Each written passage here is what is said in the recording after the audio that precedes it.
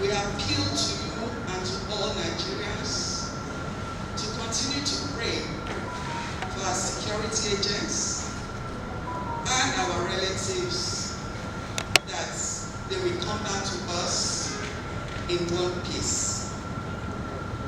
We lost staff as Nigeria Railway Corporation of steam, and that's helped to minimize what could have been. Our heart goes out to every family that is affected. And we pray that the Lord will restore our relatives back to us in one piece. I welcome us all to this press brief.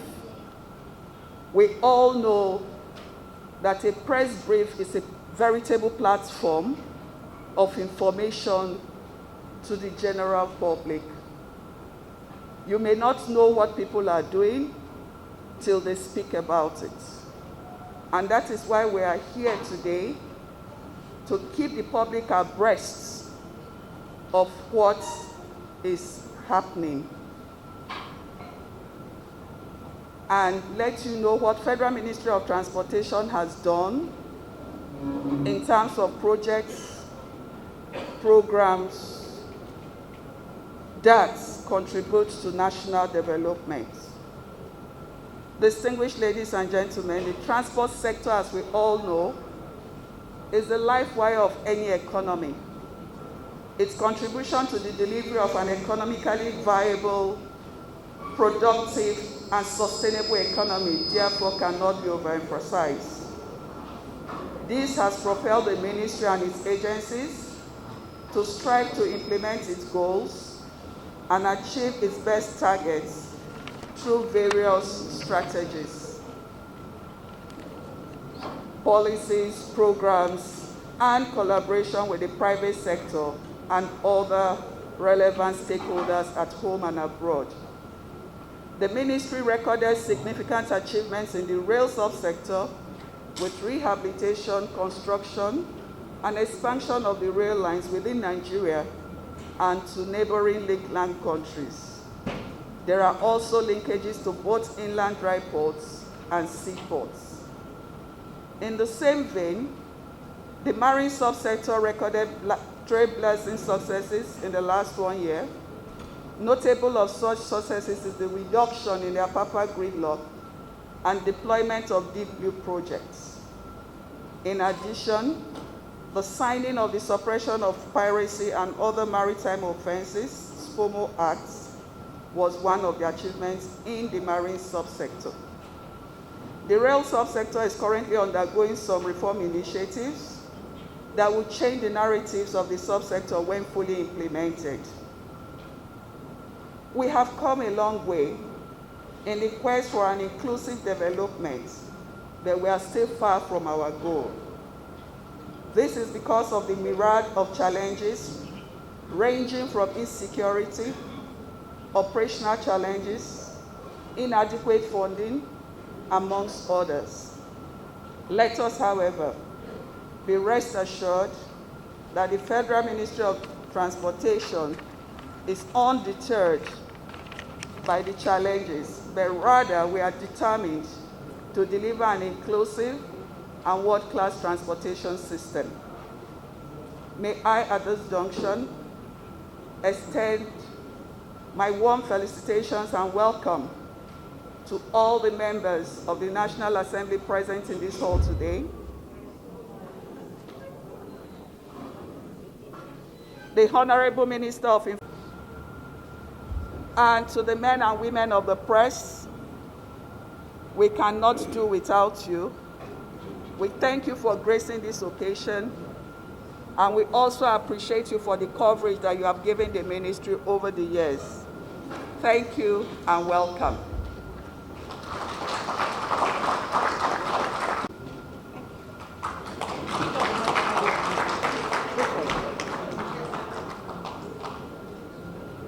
It is an honor for me to stand here this morning to give the press briefing on behalf of the Honorable Minister of Transportation, who is unavoidably absent and sends his apologies and best wishes.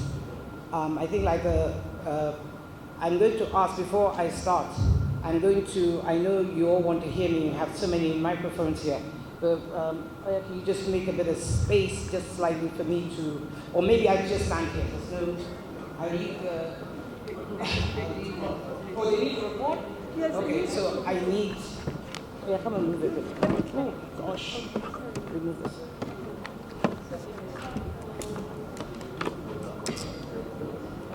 Doubt we're going to, she's explained all that has happened and where the ministry is.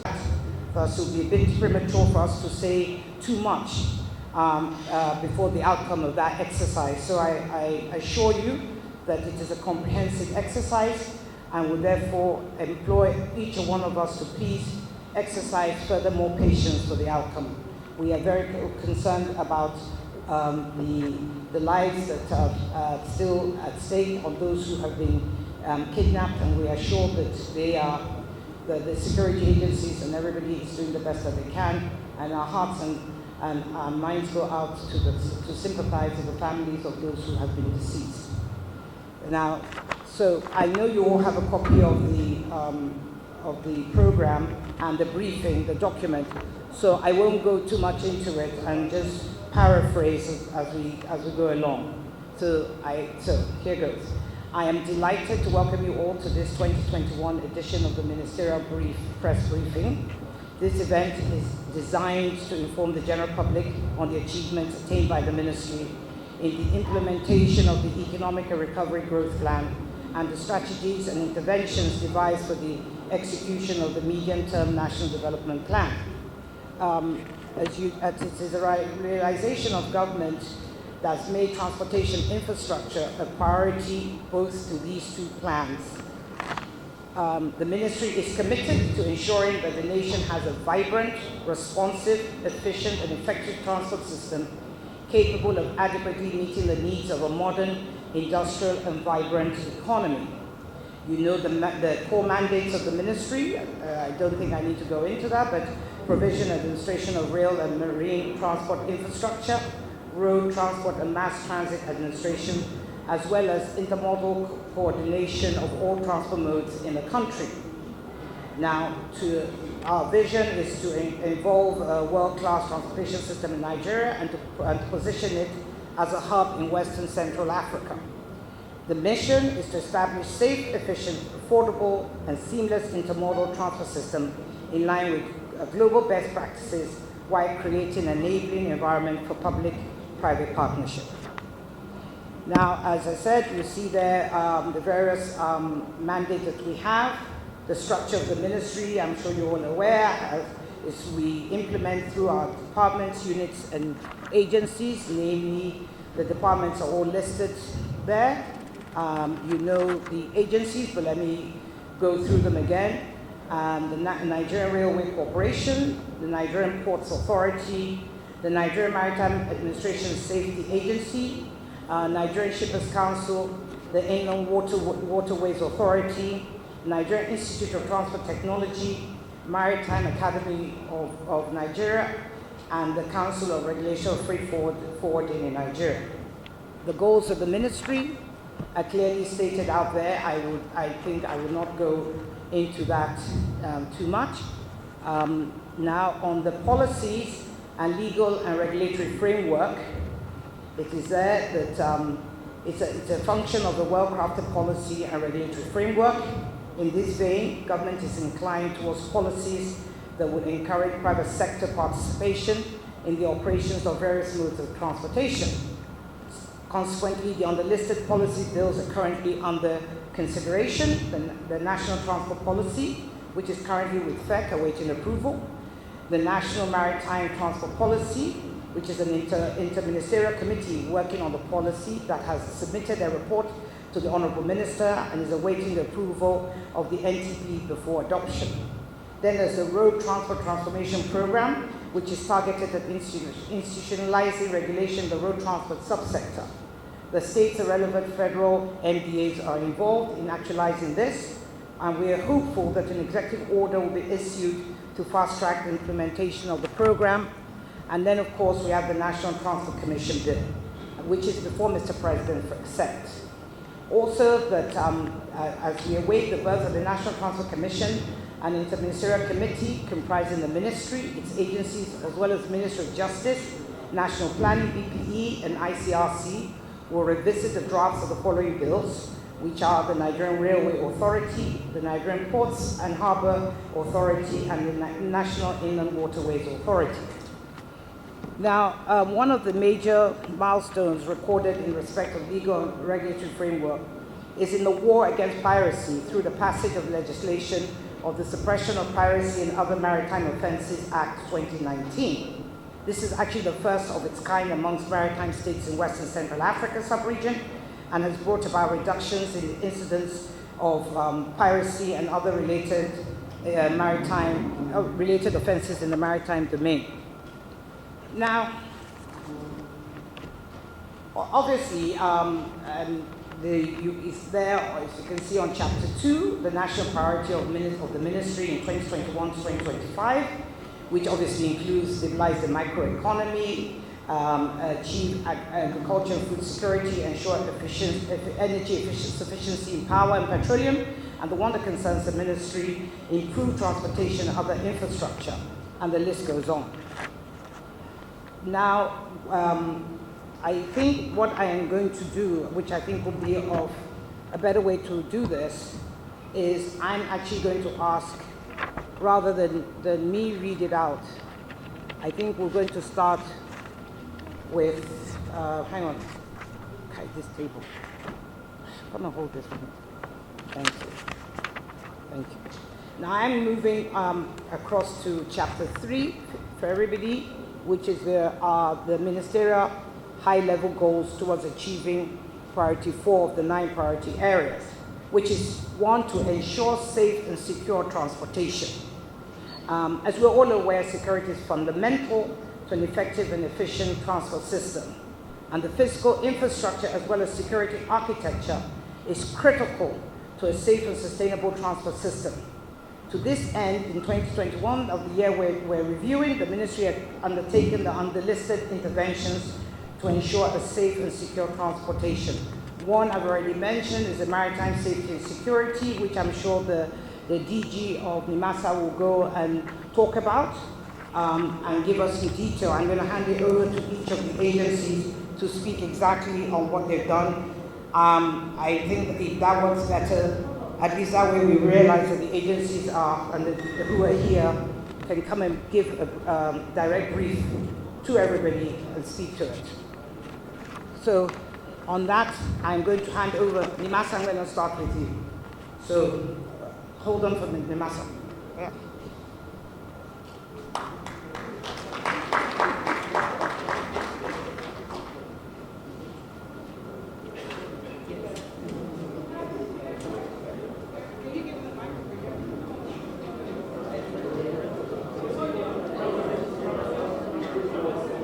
System, which we consider as very, very unfortunate. However, I think life continue on the clock to address that issue. Having said that, I think it's time now to give the other side of the coin on the issue of maritime insecurity in the last 1.5 years. Exactly in June 2019, the President of the Federal Republic of Nigeria ascended into law the SYMFONI Act, that is the Suppression of Piracy and Other Maritime Offences Act of 2019 into law after being passed by the National Assembly. We consider this as a very good milestone in terms of addressing the issue of maritime insecurity in Nigerian territorial waters.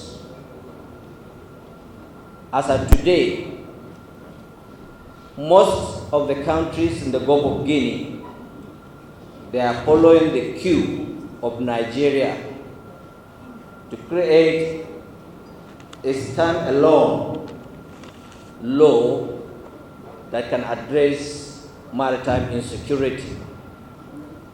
Not sooner than later, after extending that law, most of the stakeholders and the security agencies swung into action, leading to arrest of about 25 criminals that continue to disturb our territorial waters. And between that time to date, the act convicted total number of 20 people, 3 foreigners, and 17 Nigerians. The 17 Nigerians were handed over prison term ranging from 10 years to 7 years imprisonment. This is a very good milestone that sent a strong signal to these criminals to know that the Nigerian government, they are very serious in terms of addressing maritime insecurity in Nigeria. Not only to the criminals, to the international community, for the first time Nigeria was viewed as a very serious country that sat down to enact law, stand alone to address the issue of maritime insecurity. Not sooner than later, in June 2021, the President of the Federal Republic of Nigeria visited us in Lagos to commission the Deep Blue Project, a project that provides platforms that address the issue of maritime insecurity, comprising of 2 special mission vessels, 17 fast interceptor boats for response purposes, 3 special mission helicopters, 2 special mission aircrafts, C4I Center, where we have situation room that we look or see whatever happens within our own territorial waters and beyond for quick response. And that led to a lot of improvements. With that, the agency tried to introduce a system where we will make use of whatever information we use, that we have to translate it into action through collaboration with our other agencies that have the responsibility and mandate to implement the maritime insecurity. I owe it a duty, I think, to extend my sincere appreciation to the Nigerian Navy in particular. Not only Nigerian Navy, the Nigerian Air Force, the Nigerian Army, the Civil Defense, the SSS, we all came on board. Agencies that we used to be rivals, fighting against each other, we came back under one umbrella to utilize the platform launched by Mr. President and to see the successes we are going to record. As a result of that, as of December 2020, we were recording an average attack per week, 6 attacks, meaning an average of 1 attack per day of our vessel. Some countries declared that their vessel will never be in Nigerian territorial water. But from January 2021, we continue to reverse the clock, where in the 3rd quarter of 2021, we recorded the highest milestone of hitting the record of 27 years record of reducing piracy in Nigerian territorial waters and Gulf of Guinea to 27 years record since 1994. By December 2021, that's about 3 months ago, we hit the record of 28 years record of reducing piracy into Nigerian territorial waters, reducing it between 75% to 80%. Today, as of 3rd of March, Nigeria is being removed from the piracy list internationally recognized by the International Maritime Bureau. The agencies are aligned with the responsibility to look and report of what is happening worldwide in terms of maritime insecurity. Ladies and gentlemen, I have just touched one angle, and my sister behind me warned me that it's only 3 minutes given to me, and I've exhausted the 3 minutes. Do I have extra? I have the extra. Well, I don't know where to go, but we will make available statistics to the press, those who are lucky they can read in our own media. On behalf of the Governing Board of the Nigerian Maritime Administration and Safety Agency, the management staff of NIMASA, I would like to sincerely thank my supervisors as my leaders of the Federal Ministry of Transportation for giving us the needed support to achieve and put Nigeria into a greater height in terms of this recorded success. Ladies and gentlemen, I would like to use some few seconds to tell you where Nigeria now is going. As I'm speaking to you, we have the European Union waiting to have a dialogue and see how we can continue to sustain the records we have made in terms of maritime insecurity. That meeting will be holding tomorrow. The SPOMO Act under Section 16 provide the funding how we can fund insecurity. In so doing, part of ways to get this fund is donation from the international community. We have been receiving this from UNODC. I'm happy also to announce the Korean government donated ship to us, multi-billion ship, maritime security ship to Nigeria. Just 2 days ago, the Japanese government donated 300 million Japanese yuan, equivalent to $2.4 million for us to buy additional patrol ships. I thank you so very much for listening. Thank you very much, DG. I have been directed. Ladies and gentlemen, a round of applause. At the outset, that for us at the Shippers Council, our interpretation of our mandate clearly is that at the top of what we do is to moderate costs and to ensure that business is conducted in our ports not only in a cost-effective manner, but to also make certain that there are standards of infrastructure and also standards of services that are delivered. Because there is a connection between the quality of infrastructure that is delivered and the services that are also rendered. Both together added will give a cost-effective environment. Thank you. So if I may just simply recap, I was saying that our core mandate is cost moderation. And in order for us to be able to achieve this central mandate that is core to our services, we have developed a number of tools to assist us to be able to achieve this.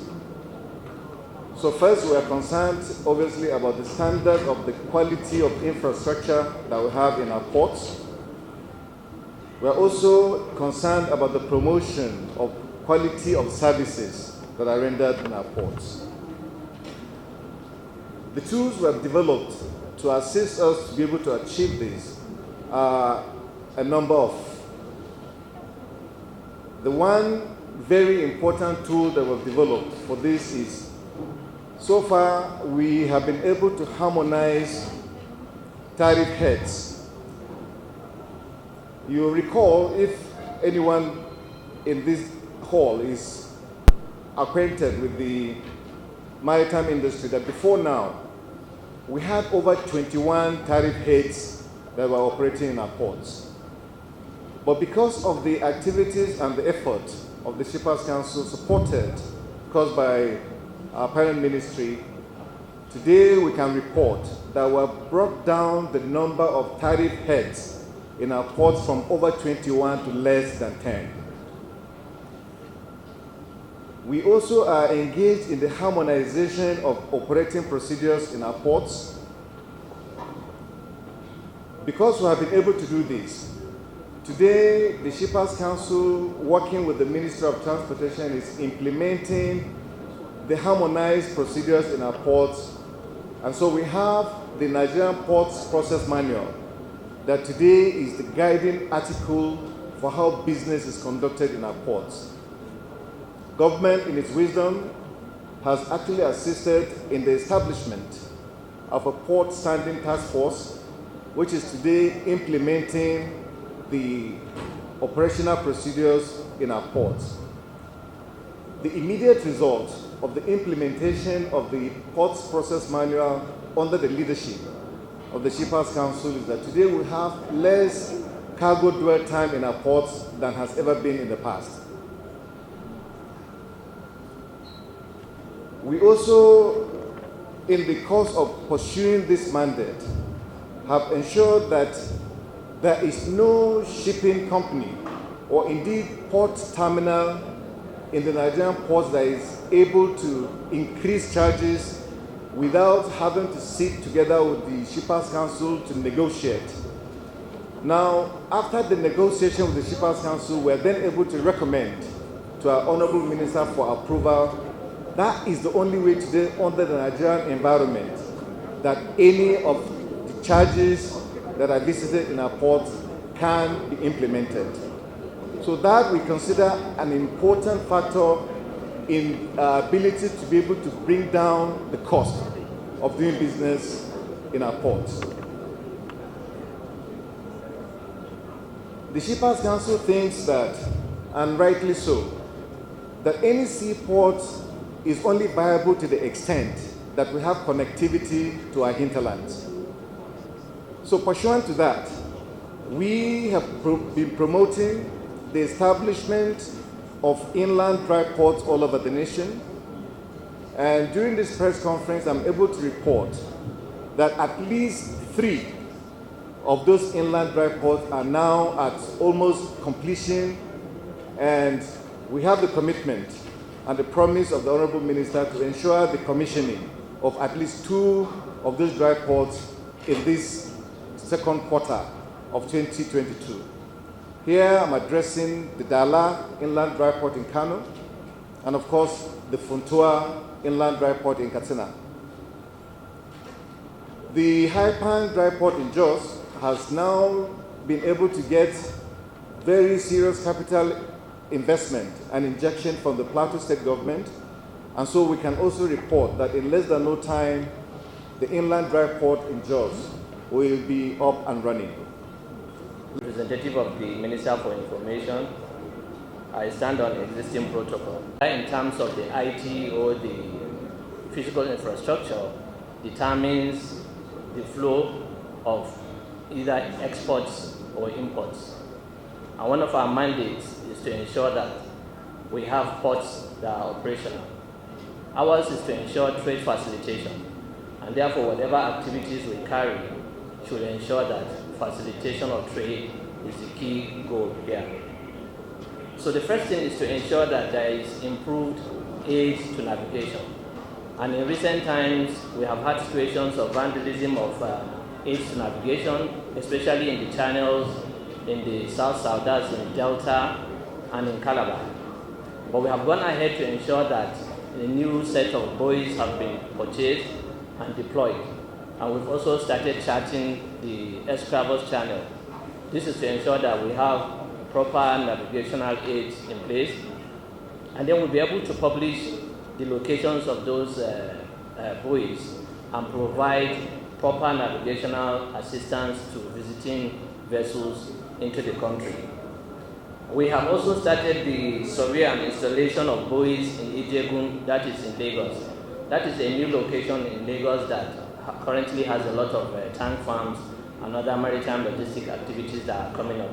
And we have started charting that place, and we have already deployed navigational aids in that location. One of the things we have discovered in recent times is that our pilots, because of the non-creation or non-sitting of the pilotage board, we have had gaps. So we had very few pilots that were licensed to go into the high sea and bring in vessels. But in recent times, with the collaboration and assistance from the Federal Ministry of Transportation, that has been done and that has taken place. So we now have more pilots available to bring in vessels. That means we are improving in terms of ship turnaround time. So there is less waiting time on vessels when they are at the anchorage. Our responsibility is also to provide maritime services. Maritime services here in terms of whether it is tugboats, that is towage, whether it's to provide mooring, which means you need to buy mooring boats. And in the past 1 year, we have acquired a lot of maritime vessels which have been deployed across the nation. These tugboats are necessary to bring in vessels as quickly as possible. We have also gone ahead to even procure new tugboats, which are about 80 bullet-proof. We don't have any 80 bullet-proof tugs currently, but some have just been procured, which will be deployed to Lekki Deep Support. The essence of all these activities is to ensure that Nigerian Ports Authority carries out its mandate of providing necessary equipment that will ensure speedy processing of cargo, whether in or out of the country. There's quite a lot to say about where we are today in the National Inland Waterways Authority, NIWA, in line with fulfilling our mandate, which is to manage, improve, maintain the inland waterways for ease of navigation. But like the rector of MAN said, this is actually a ministerial press briefing. So we're not at liberty of having all the time we need to enumerate all what we have been able to do in this particular sector. But however, the brochure that was distributed, if you open the pages 17, 18, and 19, it will give you at least a slight overview of our little contribution with regards to the development of the maritime sector, which we believe very strong in our conviction that is going to be the way to go. However, there are a few things I would just like to place on record. Some of the things we think that are landmark achievements, one of which is that the Federal Executive Council has approved the formal concessioning of the Onitsha River Port. I'm also happy to announce that under our watch and with the support of the Federal Ministry of Transportation, that work has started again so that we can complete the Jamata River Port in Kogi State. We have also resumed construction work in the Uguta River Port. I'm also happy to announce that within this period in discussion, that we are able to procure some patrol boats, 20 precisely, that have been distributed to the various area offices. A lot of collaboration work has been going on, especially with us and the hydrographic department of the Navy, with a view to charting between the lower Benue up to Burutu and even beyond. So work is still ongoing in trying to achieve that, because you find out that survey charts that are available now are mostly done outside of this country, and some of them are too old and will not give you the exact picture of what the situation is on ground. But we are working very hard now in collaboration with the Navy to change the narrative. Now we are having charts that are all locally produced between us and the Navy. We have also procured and deployed a hydrographic boat that we are using now for inland water survey. A lot of work is going on in removing wrecks within the inland. Thanks for checking out SYMFONI on YouTube. Please be sure to subscribe and like our videos for updates.